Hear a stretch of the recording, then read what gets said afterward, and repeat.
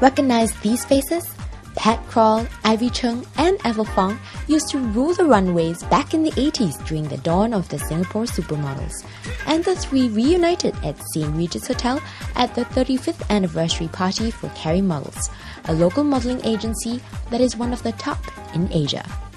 Now part of the Carrie's group, the agency that discovered the likes of Qiqi, Leon Williams, and Sheila Sim, was founded by Carrie Wong at a time when she thought her own career as a model was over.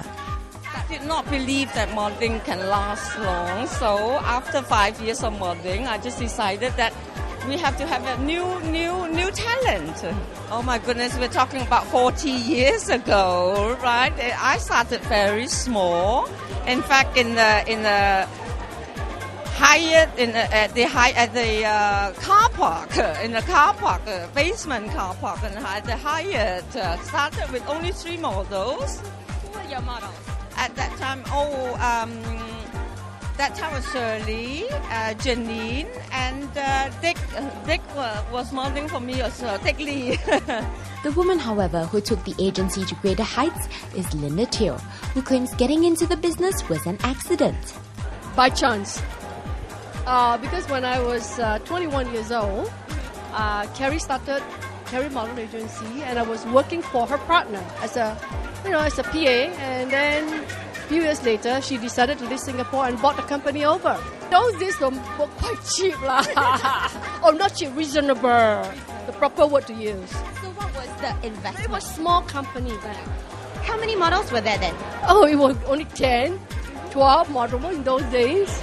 How many models do you have now? Oh, 500. Also key to Carrie's success was Dick Lee, who not only was a model, but a show choreographer, show music producer, and most importantly, the talent scout who picked and groomed some of Singapore's most famous supermodels. Like I saw Hanis in a supermarket. She was lining up to pay. I just looked at her and I said, this girl is so tall and so thin. Just went up to her, gave her my card. Nora Arifin. She was working as a sales girl in a boutique called Blue Ginger, a fashion boutique. And then there was, for example, Ethel Fong was one of the ones I trained. And she went abroad, became quite famous. Then there was Pat Kraal, who was part of our early group. It's Cecil Chng. He was actually dating Pat Kraal at the time. He was very tall. And then the other one was, who was very young at the time, was Chuan Do, the photographer. He was a Carrie model. But times have changed, and finding a new batch of Singapore supermodels is not that easy these days. The difference is that the standard of modeling now, the demand is higher in the sense that the clients now all over the world, they expect more professionalism. In terms of also the looks of the model have changed in terms of height.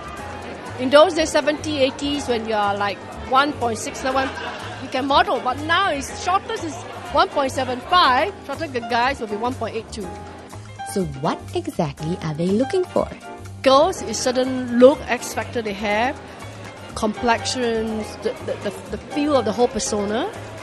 And also for guys, the same thing, but guy, we need something a little bit more, like a little bit man, but that not too bulky, you know what I mean? Like slender, but a certain kind of charm.